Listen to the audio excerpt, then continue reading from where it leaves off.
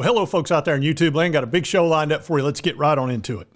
All right, folks, a former Gator has once again ripped the coaches down there in Gatorland. And we've got a decision on John Calipari. And I've got some good news for Tennessee Vols fans that I think you'll be very interested in. Omaha! Huh? But first, let's talk about John Calipari. I'm going to go ahead and cut to the chase. They are going to keep him at Kentucky. Now, they would owe him $33 million, which I think is the primary reason they kept him. I can tell you it's not a ringing endorsement, but with owing that amount of money, it would have really put him behind the eight ball, especially with NIL, bringing in a new coach, all of that. It's just a difficult situation. That's one of the reasons why when you do these lifetime contracts and you guarantee it, you put yourself behind the eight ball if things don't work out, a la Jimbo Fisher. But realize in Texas, they've got not only oil money, they've got the fracking oil money. So it's not that big a deal for them to come up with a ridiculous amount of money like $70 million, which sounds nuts.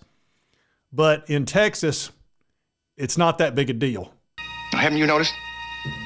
You got to be a man to play in my league. Whereas $33 million in Kentucky land is a lot of money. And it would have absolutely worn out their boosters. Then they'd have to go for him again to get the new coach and NIL. And they were like, oh, crap. So I can understand why they kept him. It's not like he's a terrible coach that can't recruit. I think if that was a situation, they'd get rid of him anyway.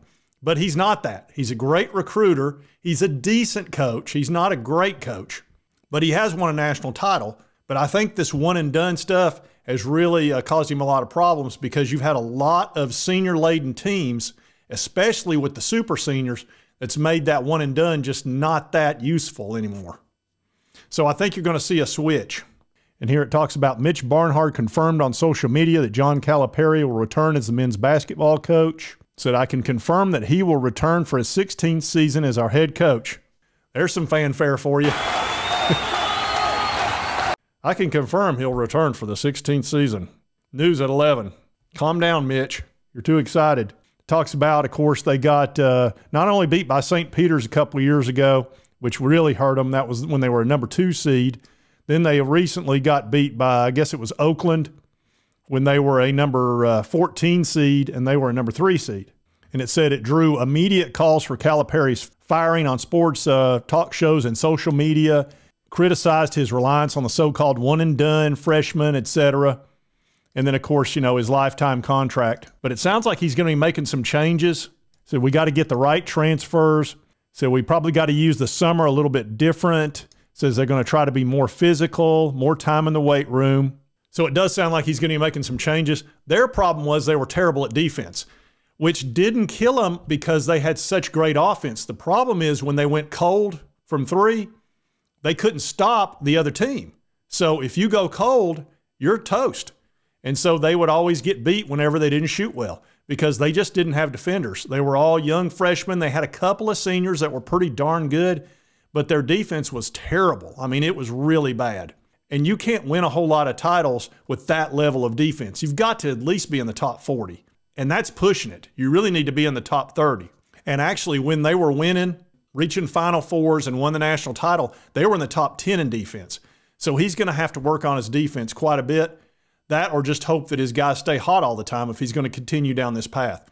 So Calipari will be back, which, again, you're probably not surprised by that either.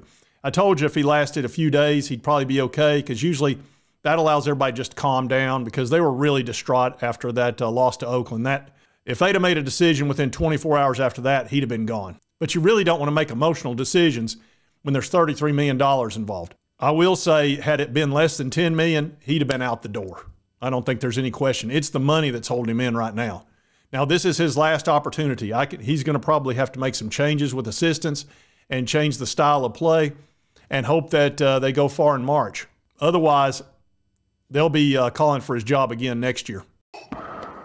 You have failed me for the last time. Yeah, if it was up to Darth, he'd be gone. Darth doesn't put up with that kind of crap. Anyway, let's get into this Princely situation and the Florida Gators. Turns out he was not real happy with the coaching he was getting down there.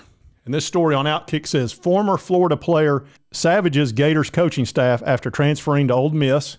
And we know the exact same thing happened with Trevor Etienne, who was one of their best players, and he's transferred to Georgia. Now, Trevor has already gotten in trouble at Georgia with fast cars, doing stuff you're not supposed to be doing at night, getting in trouble. And that's pretty typical at Georgia, and I don't know what Kirby's going to do about it. Honestly, he's going to have to nip that in the bud. That's getting out of hand down there, and it's really dangerous. And it's really going to be a problem at most colleges because all these kids got money now, and they're buying the super fast, slick cars, and they're going to drive them fast. But they can't get behind the wheel if they've been doing things they shouldn't. So maybe sit down with them and force them to use Uber at night because they've got the money. But something's got to stop. They've got to start using Uber and quit driving so fast at night and doing things they shouldn't do because it's really causing problems. And Georgia's got it something awful. But anyway, let's get into what Princely had to say here because this is becoming a running theme at Florida. Talks about Princely, a very talented defensive end. He was one of the most sought-after players in the portal. He landed at Ole Miss. Says he seems happy for a reason you don't often hear guys admit. Said he didn't really receive coaching at Florida. So they didn't have much of a plan. Instead, they would just let him go out there and use his talent. And I'll actually let you listen to this. And this is on X. My attacking the run game a little bit, but I feel like here I'm getting coached harder for things like that. I feel like at Florida, like the way I was coached, it was kind of like, it was almost as if like they was just telling me to go out there and use my talent, if that makes sense. But here, Coach Lou and Coach Coach Joyner, they really on me about the little things, attacking the run. Coach Lou really goes through the progressions of the drops and the routes that are being run when I have to go into coverage. Like when I was at Florida, it was like they would just tell me, go drop to this area, and I would have to figure out everything else on my own. But here, they go real into depth. I feel like I'm actually getting, developed here. Not exactly a ringing endorsement. That's the last thing Billy Napier needs right now. It really is. He's already struggling down there. Had 2 losing seasons in a row, 3 for Florida, but 2 for him. He's under the gun. This year, he's got to perform better, and it's going to be really difficult. It's going to be hard for his recruiting. Recruits watch this. Over 2 million people have watched this already on X, and that's going to be tough on their recruiting hearing that. You don't want to hear guys are not getting developed. And their schedule this year is vicious. I'll show it to you. I mean, it starts out tough. They've got to play number 24 Miami. Then they get one easy game, and that's Sanford. Then they got Texas A&M, top 25 team. Then they go to Mississippi State, so they should win that game. But then they're going to play UCF.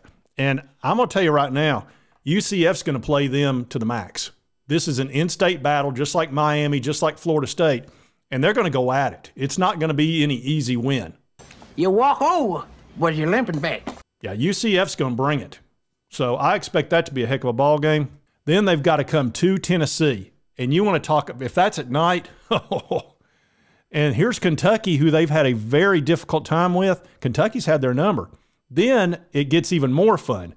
They've got to play Georgia, Texas, LSU, Ole Miss, and Florida State. Get you a dose of that. Oh, no, no. No. Yeah, I don't like their chances in 2024. And hearing this now from 2 top players that transferred out, it sounds like they both left because they didn't feel like they were getting developed very well. That is no bueno. So Billy Napier, I don't know, man. I think they're going to have to pony up some dough and pay him off at the end of this year. He may shock the world, and it would shock the world. If he has, wins 8 or 9 games, then he deserves to keep his job, which that's really weird to say. If he'll just win 8 games at Florida, he'll get to keep his job. That's typically the bottom for the Gators, but it is what it is right now. They're in a very bad state of affairs. All right, now I've got some good news for the Tennessee Vols. This is ESPN has ranked the top pass rushers in college football for 2024. And number 1 in the country is James Pierce. Now, some folks had him, I think On3 had him as a 5-star. Most of the services had him as a 4-star. He is a force. I'm telling you, he is an offensive wrecking machine. When he gets in the backfield, he is so fast and quick, and he's like 245 pounds and can fly.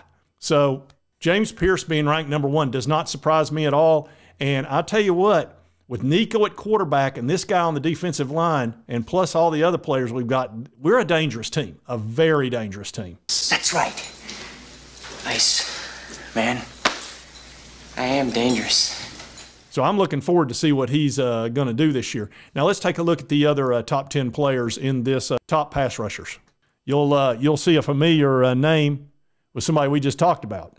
Number 2 is Ashton Gillette out of Louisville, Trey Moore out of Texas, Jack Sawyer, Ohio State, Reuben Bain Jr. out of Miami. Here's Kamen Rucker out of North Carolina, Harold Perkins, LSU. He's very good. JT Tumalia. Yeah. It's a big one. Well, another Ohio State. Ohio State's loaded for bear this year, folks. They just are. They got 2 of the top 10 pass rushers. They're going to be tough. And number 9 is Princely, who is now at Ole Miss. That's got to hurt. If you're a Florida Gator fan, that hurts. A top 10 pass rusher transfers out because he's not getting developed. That stinks. Quit hitting yourself! Quit hitting yourself! Quit hitting yourself! Oh, water tastes good, yes! And then number 10 is Antoine Powell Ryland of Virginia Tech. So I thought the Tennessee fans would enjoy seeing that. I'm really looking forward to James Pearson, what he's going to be doing this year. It could be fantastic. And, of course, Friday night we got Creighton, and that ball game's at 10:15. That is going to be a late night. Should be a heck of a ball game. Anyway, I did want to cover all this news. There's just so much news in the offseason right now. It's kind of crazy. It used to not be this way. But between transfer portal, NIL, all of these constant changes, I don't think the ACC is going to be around much longer. I really don't. Or if it is, it's going to look very different. And many of those teams are going to wind up in the SEC or Big Ten. But anyway, that's a story for another day. If you like this content, be sure to hit that like button. Let's continue to cover all these big college stories. If you've not subscribed, hit this little button right here. Costs you nothing. Helps me out. I would certainly appreciate it. And right over here's the most recent video YouTube thinks you'll like based on your viewing history. And we will see you next time on Sports Talk Jay.